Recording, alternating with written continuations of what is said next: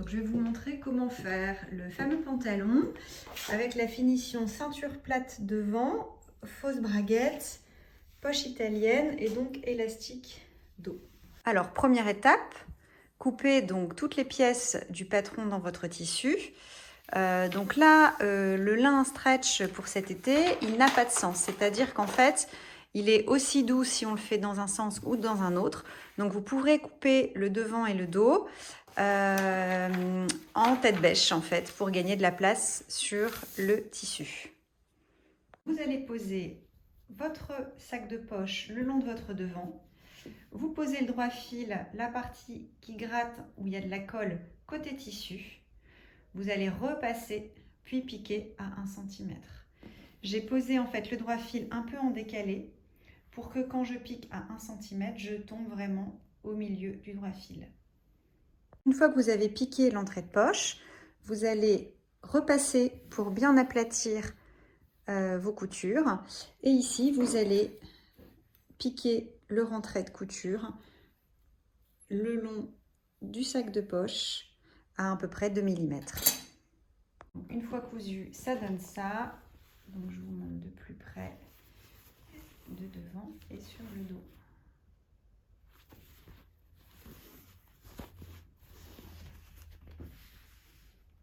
Maintenant, on va donc, vous avez piqué le rentrée de couture, vous avez bien repassé, vous assurez que la surpiqûre est bien côté intérieur. Sur le fond de poche, quand j'ai coupé ma pièce, j'ai fait un petit crantage au niveau de l'entrée de poche. Ça va me faciliter ensuite le montage. Donc là, vous allez tout simplement positionner le fond de poche en mettant le repère au niveau de l'entrée et faire coïncider ici, tac.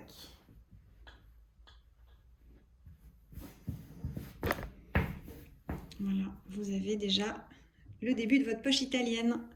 Une fois que vous avez fini de faire la poche italienne, vous allez mettre le dos contre le devant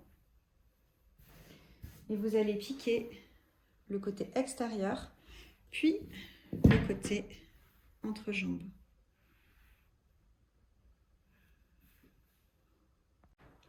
Donc une fois que vous avez piqué chaque jambe sur l'entrejambe et les extérieurs, vous pouvez faire un point zigzag ou utiliser une surjeteuse pour avoir des plus jolies finitions.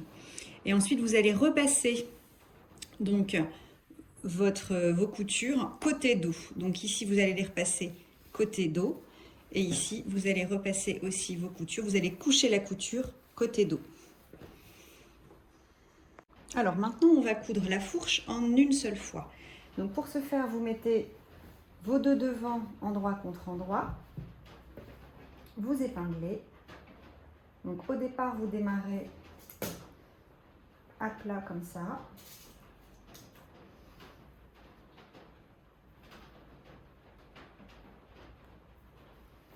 Vous pouvez mettre une troisième épingle au niveau de l'entrejambe.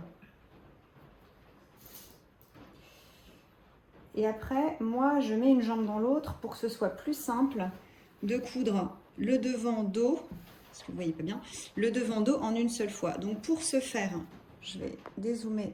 Donc maintenant, pour pouvoir coudre en une seule fois et la fourche devant et la fourche dos, je mets du coup une jambe sur l'envers, puis je remets ma main dans cette jambe que je viens de mettre sur l'envers pour aller chercher l'autre jambe. Tac. Ce qui fait que, hop, ce sera beaucoup plus facile de pouvoir coudre la fourche. Attendez, je vais vous mettre une épingle et vous allez comprendre tout de suite. Donc, une deuxième ici.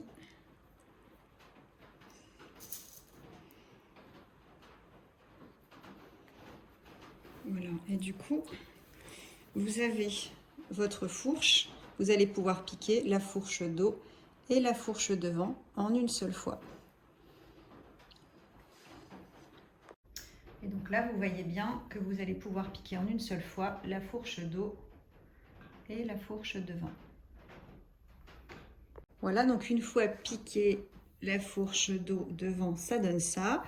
Et du coup, vous remettez tout simplement sur l'endroit les deux jambes.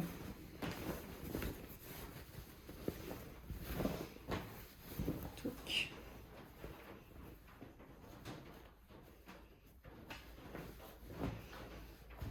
Voilà, et du coup, vous allez bien repasser le dos et le devant avant que l'on pique la fausse braguette. Maintenant, pour piquer la fausse braguette, donc la fausse braguette, si je vous montre sur le dos, elle est comme ça. Donc, vous la rentrez bien à l'intérieur. Vous, quand vous repassez la fourche, vous pouvez aussi donner un petit coup de fer le long de la fausse braguette. Hop. Ensuite, vous fixez avec une petite épingle pour s'assurer que ça ne bouge pas pendant que vous allez piquer.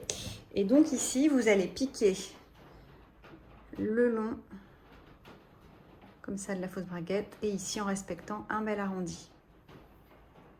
Alors, si vous avez peur de vous tromper, moi je trace avec une craie qui ensuite partira au lavage la forme de la braguette avant de piquer en machine. Voilà, donc une fois piqué, vous enlevez vos épingles. Donc, hop, il y a bien cette fermeture. Ici, ensuite, après avoir posé la ceinture, on mettra un petit bouton. Et donc, c'est vrai que c'est plus simple de le marquer avec une craie pour vraiment bien piquer au bon endroit et faire de jolies finitions. Alors maintenant, je vais vous montrer comment on pose la ceinture. Donc, vous avez préalablement piqué votre ceinture et repassé. Vous démarrez par le dos. Donc, paf, on peut mettre une petite épingle.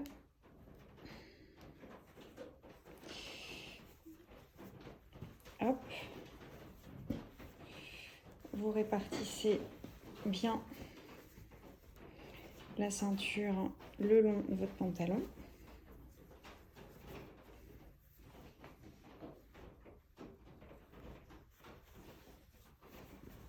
Voilà, et vous mettez les épingles ou des pinces tout le long.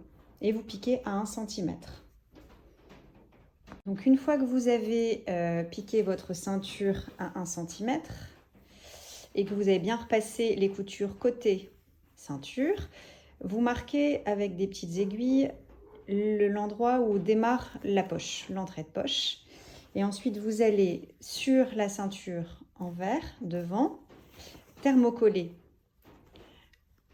entre les deux repères. Une fois que vous avez donc fixé votre thermocollant, vous avez donc piqué votre élastique en faisant attention que la piqûre arrive vraiment au niveau de l'entrée de poche pour que ce soit plus joli. Et donc là, il ne vous reste plus qu'à fermer votre ceinture, hop, tout autour, et à piquer ici tout autour à 1 cm. Si votre thermocollant est trop rigide par rapport à votre tissu, ce que j'ai fait tout à l'heure était très bien pour du velours, mais finalement il fait un peu effet carton sur du lin comme celui-là. Donc finalement j'ai redécollé, j'ai recoupé la moitié pour thermocoller finalement ce qui sera l'envers de la ceinture. Voilà, juste petite parenthèse.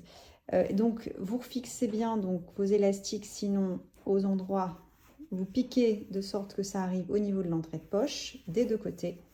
Et ensuite, il ne vous reste plus qu'à fermer votre ceinture, mettre des épingles tout autour ou des pinces et fermer et piquer à 1 cm votre ceinture, puis surjeter.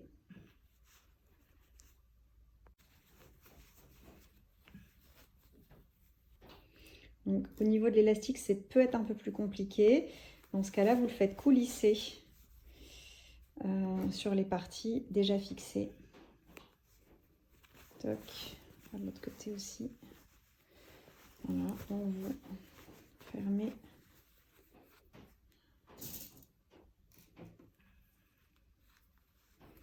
Hop, on y est presque.